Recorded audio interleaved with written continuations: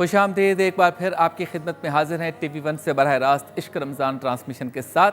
अब चलते हैं उस सेगमेंट की जानिब जिसमें हम आपके सामने एक मौजू रखते हैं, एक सवाल रखते हैं और चाहते हैं कि आप अपने ख़यालात का इज़हार करें। उस सवाल के जवाब में अपनी गुफ्तगू हमारे साथ करें।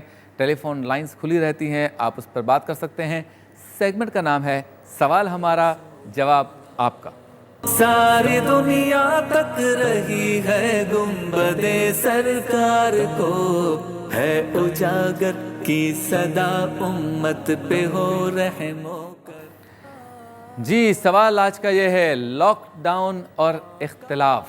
हमारे मुल्क में इस बात पर बहस हो रही है कि जिस दिन से ये लॉकडाउन हुआ है, यानी आगाज़ उसका कराची या सिंध से हुआ था, अब पूरे पाकिस्तान में है, तो ये होना चाहिए, नहीं होना चाहिए, इसको ख़त्म हो जाना चाहिए या सख्त हो जाना चाहिए, कर्फ्यू लगना चाहिए, कुछ इलाकों में लगना चाहिए, पूरे पाकिस्तान में लगना चाहिए, जिन इलाकों में ये वबा है सिर्फ उसको सील करना चाहिए या पूरे पूरे शहर सील करने चाहिए, या वक्त गुज़र गया, अब सारी की सारी एक खिचड़ी पक गई है, अब तो पता ही नहीं चल रहा कि कितने पेशेंट हैं, क्या है, करना क्या चाहिए।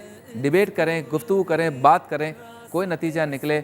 जो लोग ताकत रखते हैं वो सुनेंगे भी, तो हो सकता है कि किसी के जहन में कोई अच्छा आइडिया हो, वो उनको क्लिक कर जाए और कोई ऐसा काम हो जाए जो सबके लिए अच्छा हो। तो इस पर गुफ्तगू करते हैं। पहले एक कॉलर हमारे साथ है, हमारी बहन है कराची से। अस्सलाम वालेकुम। अस्सलाम वालेकुम। अस्सलाम वालेकुम। अस्सलाम वालेकुम। अस्सलाम वालेकुम। आपको आवाज़ आ रही है? सलाम, कैसे हैं शबीर भाई? जी, आवाज़ आ रही है आपकी, बिल्कुल आ रही है। कैसे, खैरियत से हैं आप? जी अल्हम्दुलिल्लाह, अल्हम्दुलिल्लाह। आप सुनाइए, आप ठीक हैं, खैरियत से हैं? लॉकडाउन होना चाहिए या नहीं होना चाहिए? जी। भाई लोग नहीं होना चाहिए, मैं बहुत परेशान हूँ। मेरे छोटे छोटे बच्चे हैं, किराए का मकान है, मकान मालिक किराया मांग रहा है, ना मेरे घर में राशन। मैं बहुत परेशान हूँ, बहुत टेंशन में हूँ। आपको मैंने अपना समझ के अपने दिल की बात बोली। ठीक है, आप अपना नंबर जो है बहन नोट करवा दीजिए। इंशाल्लाह आपसे रब्ता करते हैं और कोशिश करते हैं कि जो भी मदद आपकी हम कर सके या करवा सके वो करवा दें। नंबर आप ज़रूर अपना इसी नंबर पे कॉल करके अपना नंबर नोट करवा दीजिए। चलें जी, लॉकडाउन होना चाहिए या नहीं होना चाहिए। एक राय ये है कि सख्त लॉकडाउन होना चाहिए ताकि पता चल जाए कि हमारे यहाँ कोरोना के पेशेंट्स कितने हैं। दूसरी राय यह है कि अगर सख्त लॉकडाउन किया तो गरीब दिहाड़ीदार मज़दूर फंस जाएंगे, मर जाएंगे भूख से। दोनों मजबूत हैं, लेकिन किसी एक का तो इंतखाब करना होगा, किसी एक रास्ते पे तो जाना होगा। एक नया कॉन्सेप्ट आया है कि दोनों चीज़ें साथ साथ चलाएं, यानी लॉकडाउन भी हो सख्त और कारोबार भी खुल जाए। ये नहीं समझ में आता, लेकिन ये भी एक कॉन्सेप्ट है। हमारा काम यहाँ डिस्कशन करना है, फ़ैसला देना नहीं है।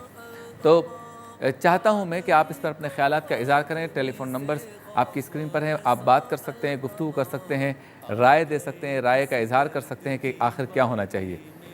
मुझसे अगर कोई पूछे तो मैं क्या कहूँ, मैं तो ये जो फाइनेंशियल मैटर्स हैं उसको भी सामने रखते हुए, लॉकडाउन में हमारे लोगों के डिसिप्लिन और नज़्म व ज़ब्त की आदत को भी सामने रखते हुए, और हमारे जो कंडीशन है माली एतबार से हमारे गाँव देहातों की और शहरों की और कच्ची आबादियों की, उसको भी सामने रखते हुए, और साथ साथ सबसे बड़ी चीज़ जान को भी सामने रखते हुए, सेहत को भी सामने रखते हुए, तो मैं ये बात और ये फ़ैसला पहले दिन करता। यानी अब तो 1.5-2 महीने गुजर गए और सारा मामला ख़राब हो गया, वरना पहले दिन मेरा ख़्याल ये कि फ़ैसला ये करना चाहिए था कि हम 1 या 2 दिन देते कि 15 दिन का 20 दिन का सख्त लॉकडाउन होने जा रहा है और सिर्फ 1 या 2 घंटे के लिए खुलेगा। रश होता, सब कुछ होता, कोई मसला नहीं, लेकिन पहले जान का मामला था। और दूसरा ये जो गरीबों वाला मामला है, उसके लिए मेरा ये ख़्याल है कि 3 या 4 महीने के लिए गरीबों के लिए, लोअर मिडिल क्लास के लिए, मिडिल क्लास के लिए 4 महीने के हर तरह के बिल्स और सारे बच्चों की स्कूल की फ़ीसें वो गवर्नमेंट अपने ज़िम्मे ले लेती। इसी तरह से छोटे कारोबारी हजरात के भी बिजली के बिल अपने ज़िम्मे ले लेती। ये 700, 800, 900 अरब का ये मामला था।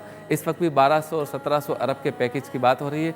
तो अगर हम ये कर लेते तो इसका ये फ़ायदा होगा कि अब जब लॉकडाउन खुलेगा तो एक नई मुश्किल है मिडिल क्लास के लिए और लोअर मिडिल क्लास के लिए कि जैसे ही खुलेगा सबसे पहले बच्चों की स्कूल की फ़ीसें देनी है, सबको बिजली के बिल देने हैं, गैस के बिल देने हैं, वाटर के बिल देने हैं। अगर ये पैकेज इस तरह से अनाउंस हो जाता तो सारे लोग अपने घर में रिलैक्स होते कि बिजली के बिल नहीं देने, बच्चों की फीसें नहीं देनी, गैस, टेलीफोन और वाटर के बिल नहीं देने। अब जब भी खुलेगा ये टेंशन नहीं है। अब टेंशन क्या है? राशन की। सारी फलाही तंजीमों को बुलाया जाता और कहा जाता कि 1.5 करोड़ 2 करोड़ ख़ानदानों का डेटा नादरा के पास है। एक एक घर में हम किस तरह राशन पहुंचा सकते हैं, आप कैसे पहुंचा सकते हैं। पाकिस्तान में 1000 रिफाई तंजीमें, फलाही तंजीमें काम करती हैं, सब अपना अपना नेटवर्क इस्तेमाल करती। जहां ये ना कर सकती वहां गवर्नमेंट करती। जितने पैसे ये फलाही तंजीमें देती, बाकी जो बच जाता वो गवर्नमेंट देती। 100 अरब का ये पैकेज होता, हर घर में 4-4 महीने का राशन दिया जाता। जब बिजली का बिल घरों पे पहुंच सकता है और ड्राफ्ट, पे आर्डर्स जब पोस्ट ऑफिस के ज़रिए घरों पे पहुंच सकते, गांव गोठों में पहुंच सकते हैं, चकों में पहुंच जाते हैं, तो फिर क्या उस एड्रेस पर राशन नहीं पहुंच सकता? और जहां तक कैश की बात है, आप एक ऐसा चेक बना लें जो हर बैंक में कैश होता हो। ये मैदानों में लाइन लगा के सबको जिस तरह से रुस्वा किया गया, तस्वीरें भी खिंचवाई गई, धक्कम पेल भी हुई, लोग मरे भी, ज़ख्मी भी हुए। अगर इसकी जगह पर घरों पे जिस तरह बिजली के बिल जाते हैं, उसी तरह से अगर वो चेक चला जाता और वो चेक हर करीबी ब्रांच, हर पोस्ट ऑफिस में कैश होने जैसा होता, तो ये सारा काम स्मूथली हो सकता था। खर्च आपने उतना ही किया, लेकिन हुआ क्या? एक्सपोर्टर्स को फ़ायदा हो गया, हम खुश हैं। फैक्ट्री मालिकान को फ़ायदा हो गया, हम खुश हैं। आपने ताजिरों को फ़ायदा दिया, हम खुश हैं। आपने बड़े लोगों को फ़ायदा दिया, कंस्ट्रक्शन इंडस्ट्री को फ़ायदा दिया, हम खुश हैं। लेकिन उन गरीबों का क्या होगा जिनको 3000 रुपया, 4000 रुपया महीना के हिसाब से आपने दिया और ये सारी मुश्किलात भी हुई? तो मेरा ये ख्याल है कि सिस्टम ठीक नहीं हुआ। नीयतें सबकी अच्छी हैं, लेकिन प्लानिंग अच्छे तरीके से नहीं हो सकी। एक आवाज़ यहाँ से उठती है, दूसरा नज़रिया यहाँ से आ जाता है, जिसकी वजह से कौम भी कन्फ्यूज़ हो जाती है और ये पूरा निज़ाम भी कन्फ्यूज़ हो गया। एक कॉलर हमारे साथ है। अस्सलाम वालेकुम। वालेकुम अस्सलाम। मिसेज़ अनीस हैं। अस्सलाम वालेकुम, कैसी हैं आप? ठीक हैं? वालेकुम अस्सलाम जी, अल्लाह का शुक्र। शबीर भाई आप बताइए, आप कैसे हैं? जी अल्हम्दुलिल्लाह। आपको रमज़ान की मुबारकबाद हो। बहन क्या कहना चाहेंगी? भाई मुझे ये कहना था, ये जो कोरोना वायरस के हवाले से चल रहा है, अगर हर घर में जिस तरह ये जाते हैं पोलियो वर्कर, इस तरह जाके चेक किया जाता एक एक इलाके में, तो हमें सही तरह से पता चल सकता है कि कितने केसेस हैं। देखिए, और दूसरी और एक बात और करनी थी मुझे भाई जी, कि मेरा घर रेंट का है, मेरे हस्बैंड है दिल के मरीज है। अच्छा। और मैंने एहसास इमरजेंसी केस में अप्लाई किया, तो वहाँ से मुझे आंसर आया कि आप अहल ही नहीं है। अच्छा। बहुत हैरत हुई। और जबकि मेरी नॉलेज में हमारे इलाके में है भाई, उनकी गवर्नमेंट जॉब है, उनका मकान भी अपना जाती है और उनको पैसे भी मिल रहे हैं। उन्होंने कहा है कि आप अहल हैं। अच्छा। किस चीज का एहसास किया जा रहा है? क्या एहसास किया जा रहा है? ठीक है, कल हकदार तो रह गए ना? जी जी बिल्कुल ठीक है। मैंने आपकी बात सुन ली। आपकी बात वहाँ तक भी पहुँच गई जहाँ तक पहुँचनी थी। चूँकि ये एक वफाकी हुकूमत की एप्लीकेशन है, तो उनके कोई रिप्रेजेंटेटिव इसकी जवाब दे सकते हैं। लेकिन जहाँ तक मेरी मालूमात है, ये ऑटो सिस्टम है, यानी जब आप उस पर कॉल करते हैं या SMS करते हैं या रब्ता करते हैं, तो वहाँ से जो भी मैसेज आता है वो कोई बंदा नहीं भेजता, वो सिस्टम भेजता है। वो आपके ID कार्ड के हिसाब से आपका रिकॉर्ड देखकर, तो उनके पास एक पैमाना है। आप अगर उस पैमाने पर जांचने पर पूरा उतरेंगी कंप्यूटर या सिस्टम पर, तो आपको जो है वो उसकी इमदाद मिलेगी। लेकिन मैं जो गुफ्तगू कर रहा था वो यही थी कि हमारे पास पोलियो वर्कर्स हैं, हमारे पास जो दफातर FBR के, वफाकी हुकूमत के, सूबाई हुकूमत के बंद हैं, उनके सरकारी लोग हैं। देखें, कल इलेक्शन होगा मुल्क में, तो ये सारे पोलिंग एजेंट कहाँ से आएंगे? रिटर्निंग ऑफिसर्स कहाँ से आएंगे? प्रिजाइडिंग ऑफिसर्स कहाँ से आएंगे? इलेक्शन की चीज़ें डिस्ट्रीब्यूट करने के लिए अमला कहाँ से आएगा? वो भी तो लाखों की तादाद में आ जाता है, तो उसको इस्तेमाल करना चाहिए। वो घरों पर हैं या फारिग हैं, उनको तनख्वाह तो दी जा रही है। तो हुआ ये कि सारे का सारा मामला मिक्सअप हो गया, मैसअप हो गया। और बदकिस्मती है हमारी कि जिस सूरत हाल में कौम को मुत्तहिद करने के लिए लीडर्स को मुत्तहिद होना चाहिए था, वहाँ आपस में इख्तलाफ हो गया। मुझे किसी ने बताया कि दुनिया का कोई ऐसा भी मुल्क है छोटा सा जहाँ अपोजिशन और हुकूमत में कोई इख्तलाफ था, लेकिन जब से कोरोना वायरस का मामला आया है, हुकूमत ने अपोजिशन को बुलाया और अपनी कैबिनेट के कुछ वज़ीरों को हुकूमत ने इस्तीफ़ा दिलवाया और अपोजिशन के वज़ीरों को शामिल करके जॉइंट हुकूमत बना ली। कहा कि इस वक्त ना कोई हुकूमत हो ना कोई अपोजिशन हो, हम सारे हुकूमत में हैं और अब हम कोरोना से लड़ते हैं। ये मुझे किसी ने बताया कि इस तरह से हुआ है। अगर ऐसा हुआ है तो ज़बरदस्त हुआ है, क्यों ना ऐसा ना सही लेकिन उसके करीब तर कोई काम हमारे मुल्क में भी हो जाए, ताकि एक प्रेस कॉन्फ्रेंस उधर से, एक सुबह से प्रेस कॉन्फ्रेंस ही हो रही होती हैं, 11 बजे एक साहब आ जाते हैं, 1 बजे फिर दूसरे साहब आ जाते हैं, फिर 3 बजे तीसरे साहब आ जाते हैं। 5 बजे चौथे साहब आ जाते हैं, 7 बजे दूसरे, मतलब ये साहब और साहिबा और साहिबान आते रहते हैं। चीज़ें वही हैं जो अभी आपने कॉल में सुनी, और ऐसी कॉल्स आती रहती हैं। सारा दिन लोग राब्ता करते हैं कि चीज़ें ठीक नहीं हो रही, ताजिर परेशान है, मुज़ाकरात होते हैं, 2 घंटे बाद दूसरी बात हो जाती है। तो एक कॉलर भी हमारे साथ हैं, उनको थोड़ी देर होल्ड करना पड़ेगा। हम चलते हैं ब्रेक की जानिब, वापस लौटेंगे तो कॉलर से भी बात करेंगे और इसी मसले पे गुफ्तगू आगे बढ़ाएंगे मुख्तसर से वक्फे के बाद। अल्लाह की रज़ा बस बंदों से प्यार में है। खुशामदीद, एक बार फिर आपकी खिदमत में हाजिर हैं TV1 से बराह रास्त इश्क रमज़ान ट्रांसमिशन के साथ।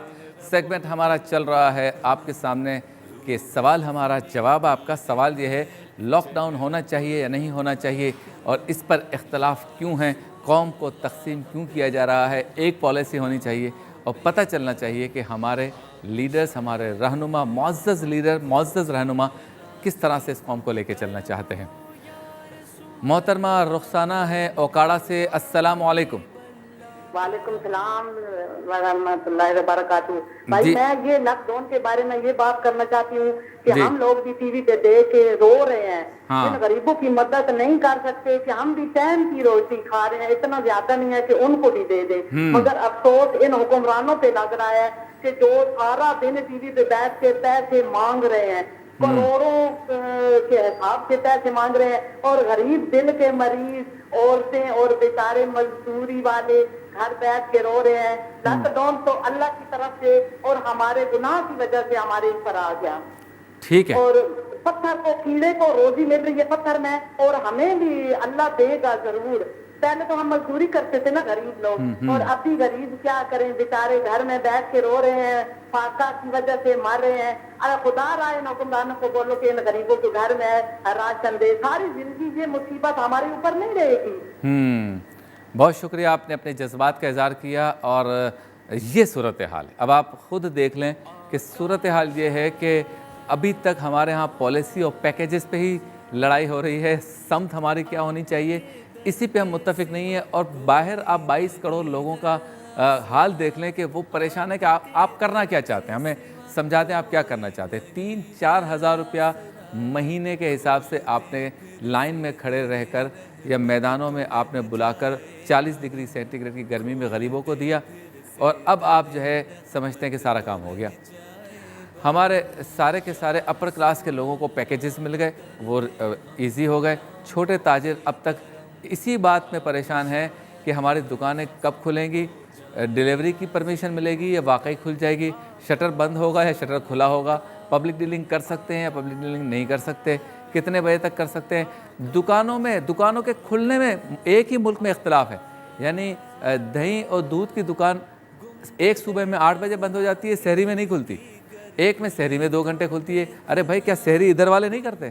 क्या इधर वालों को शहरी में दूध और दही की ज़रूरत नहीं पड़ती, सिर्फ इधर वालों को पड़ती है? तो सोचें आप क्या कर रहे हैं। ये 17वीं तरमीम, 18वीं तरमीम, 19वीं तरमीम के चक्कर में विफाक और सूबे सारे कामों को थोड़ी देर के लिए एक तरफ रख के सोचें, ये मसला बढ़ रहा है। प्लीज़ आप समझने की कोशिश करें। 700-800 पेशेंट्स रोज़ नए केसेस आ रहे हैं। ये 50-60 केसेस से स्टार्ट हुआ था और लाखों लोग रोडों पे होते हैं। होगा क्या हमारा? कभी इसके बारे में आपने सोचा है? जान छुड़ानी है नहीं छुड़ानी इस मसले से, या इसको लंबा लेके जाना है, इस पर ज़रा सोचें। मोहम्मद शब्बीर हैं कराची से, अस्सलाम वालेकुम। वालेकुम सलाम। और शफीर भाई आप कैसे हैं? अल्हम्दुलिल्लाह, आप ठीक हैं भाई? जी जी बिल्कुल ठीक ठाक हैं। जी फरमाइए, क्या कहना चाहते हैं? ये लॉकडाउन के हवाले से कहूँगा कि जी। लॉकडाउन जिस तरह से हो रहा है इस तरह से ना होना चाहिए, क्योंकि आवाम को बहुत परेशानी हो रही है। सही। सुबह 9 बजे दुकान खुलती है, 4 बजे, और फिर जो है हर दुकानें नहीं खुलती है, कुछ दुकानें खुलती हैं, और उसमें इतना हुजूम होता है आवाम का कि वो फिर जो है ना, वो हमारा जो मकसद है लॉकडाउन का वो तो बेकार हो जाता है। फिर या तो आप टोटली लॉकडाउन कर दें, या तो फिर आप मार्केटें खुलवाएं। हाँ। मैं भी काम कर रहा हूँ, मुझे भी बहुत सारी परेशानियाँ होती हैं, सामान लाना ले जाना, और इस तरह से। और फिर मस्जिद के हवाले से भी है, क्योंकि वो वहाँ पे भी बड़े इशू चल रहे हैं कि यहाँ पे मस्जिद बंद कर देनी चाहिए, और इस तरह से कोरोना वायरस फैलेगा। तो इस चीज़ पे गवर्नमेंट को थोड़ा गौर करना चाहिए। या तो बिल्कुल टोटली लॉकडाउन कर दें, या पब्लिक घर में रहे, या तो फिर आसानी कर दें।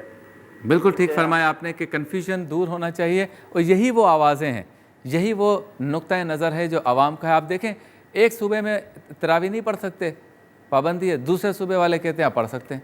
यानी क्या इधर कोरोना लगेगा उधर मस्जिद में नहीं लगेगा? मुझे तो डर है कहीं ऐसा ना हो केसेस बढ़ें तो ये कह दिया जाए ये तरावी की वजह से हुआ है। देखें, ये तो मतलब आप तकसीम कर रहे हैं कौम को। एक जगह बैठें, एक जगह बैठें, सारे हमें नज़र आने चाहिए कि सारे लोग, हुकूमत, अपोजिशन, सारे इदारे एक जगह बैठें और एक फ़ैसला कर लें। कौम तैयार है। अगर आप 15 दिन के लिए मुकम्मल लॉकडाउन करके चाहते हैं कि पता चल जाए मुल्क में केसेस कितने हैं, ये आप फिगर लेना चाहते हैं, कौम इसके लिए तैयार है। ये आधा तीतर आधा बटेर ना करें, इससे लोग ज़्यादा परेशान हो जाएंगे। हम लड़ नहीं सकेंगे, फिर हम मरते जाएंगे। हम इस पर फाइट नहीं कर सकेंगे, इस तूफ़ान का मुकाबला नहीं कर सकेंगे। आप जब तक एक पॉलिसी नहीं बनाएंगे ये कन्फ्यूजन बरकरार रहेगी। दूसरा, आप ये देखें, दुनिया में इसका एक सिंपल हल है। नंबर 1, जितने लोग बदकिस्मती से मर चुके, अमवात हो चुकी, हलाक हो चुके, जहाँ भाग हो चुके, वो एक फ़िगर है।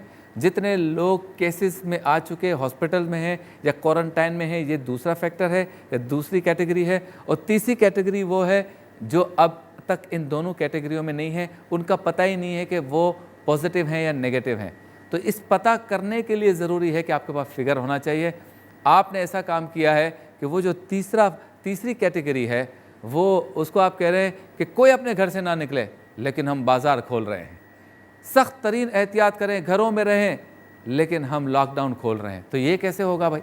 उस कैटेगरी के बारे में आप एग्ज़ामिन कैसे कर सकते हैं कि वो पॉजिटिव उसमें कितने हैं और उसमें नेगेटिव कितने हैं? वो घर से भी निकलें और घर में भी रहें, दोनों काम कैसे हो सकते हैं? वो एहतियात भी करें और लॉकडाउन आप ईज़ भी कर रहे हैं। अच्छा, फिर कानून नाफिज करने वाले इदारे भी परेशान हैं। वो रोकते हैं कि भाई आप क्यों निकले, लॉकडाउन है। तो वो कह रहा है कि बैंकें तो खुली है ना, मैं वहाँ ना जाऊँ, स्टॉक एक्सचेंज तो खुली है, मैं वहाँ ना जाऊँ, फला मार्केट और फैक्ट्री तो खुली है, मैं वहाँ ना जाऊँ। फिर पुलिस वाले कहते हैं आप चले जाएँ। तो आपने सबको कंफ्यूज किया हुआ है। मैं दर्द दिल के साथ कह रहा हूँ, हमारा किसी के साथ, आप सब हमारे लिए मोहतरम व मुकर्रम हैं, किसी के साथ इख्तलाफ नहीं, लेकिन सोच एक करें, प्लानिंग एक करें। एक और कॉलर हमारे साथ हैं। अस्सलाम वालेकुम। अस्सलाम वालेकुम। वालेकुम अस्सलाम। जी, ताहिर साहब कराची से। हाँ जी, मैं ये कहना चाहता हूँ कि जैसा कि लॉकडाउन हो रहा है ना, जो सिर्फ नाम का है, सिर्फ नाम का जो है ना, बिल्कुल, क्योंकि या तो जो है तरीके से करें ना, या तो हर चीज जो है ना प्रॉपर वे में होनी चाहिए। यहाँ पे बैंकों के पास जाए तो लाइन लगी हुई है, वहाँ पे जो है आप किसी भी बाजार में चले जाए वहाँ भी लाइन रश हो रहा है। तो उससे जो है क्या नाम, लॉकडाउन करने का कोई फायदा तो है नहीं। उससे जो एक दूसरे को लगी रहे, या फिर अब क्या पता कौन मरीज किसके साथ आया हुआ, किसके साथ नहीं आया हुआ। या फिर सारा खोल दें अल्लाह का नाम लेके। हाँ, मस्जिदों के अंदर भी ये हाल है। हाँ। इस मस्जिद को बंद कर रहे हैं, दूसरी मस्जिदें खुली हुई है, कोई सी मस्जिद बंद है, इसके अंदर जो है ना तरावी पढ़ने जा सकता है आदमी, ना कुछ कर सकता है, और लोग जो है बड़े परेशान हैं। बिल्कुल, आप अगर लॉकडाउन करना ही है तो सबसे अहम यही है कि प्रॉपर वे में जो है ना पूरा लॉकडाउन करे।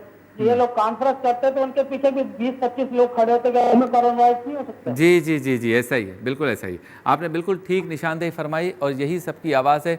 और मैं तो ये मशवरा नहीं दूंगा कि अल्लाह का नाम लेके आप सब खोल दें, क्योंकि रब ताला का भी हुक्म है, उसका एक उसूल है हमारे लिए जो बनाया गया है कि तदबीर को इख्तियार करें। तो मतलब जो कुछ इस वक्त हो रहा है, इस पर तो लोग यही कह रहे हैं कि या तो मुकम्मल आप नहीं कर सकते, फिर पूरा ही खोल दें। ये फिर आपने क्यों रखा हुआ है कि कुछ खुला हुआ है, कुछ बंद है? तो ये बहुत मुश्किल सूरत हाल है। अल्लाह ताला से दुआ है हमें इस मुश्किल से भी निकाले, हम सबको अक़ल अता फ़रमाए। आवाम का भी कसूर है, हुकूमत जहाँ जहाँ कुछ काम ठीक करने भी जाती है, इदारे जहाँ जहाँ कुछ काम अच्छे भी करने जाते हैं, हम जो है उसकी जो है पैरवी नहीं करते, उन कवानीन की पर सख्ती से अमल नहीं करते, तो और कन्फ्यूजन्स क्रिएट होती हैं। मैं अल्लाह ताला से दुआ करता हूँ कि इस मुश्किल से भी हम निकलें, और हमारे अवाम पर उम्मीद रखता हूँ, अवाम से उम्मीद रखता हूँ और हुक्मरानों से उम्मीद लगाता हूँ कि सारी चीज़ों को वो ठीक कर लेंगे। चलते हैं ब्रेक की जानिब, लेकिन ब्रेक से पहले एक कॉलर को शामिल करते हैं, इसके बाद आलिम टाइम की तरफ चलेंगे। अस्सलाम वालेकुम। अस्सलाम वालेकुम। जी, हसन साहब कराची से हैं, क्या कहना चाहेंगे? टेलीविज़न की आवाज़ बंद कर दीजिए मोहतरम। जी बंद कर दी, अब बात कीजिए। हेलो। जी अब आपकी आवाज़ आ रही है, बात कीजिए, क्या कहना चाहेंगे? हेलो। आपकी आवाज़ आ रही है, आप बात कीजिए। हेलो, क्या आपकी आवाज़ आ रही है, आपकी आवाज़ ठीक है, लाइन ड्रॉप हो गई। चलते हैं ब्रेक की जानिब, वापस लौटेंगे। अल्लामा मुज़फ़्फ़र शाह साहब, मुफ्ती मोहम्मद शाहिद मदनी साहब हमारे साथ होंगे। रोज़ा और नमाज के मौजू पर आलिम टाइम में गुफ्तगू होगी छोटे से वक्फे के बाद। अल्लाह की रज़ा बस बंदों से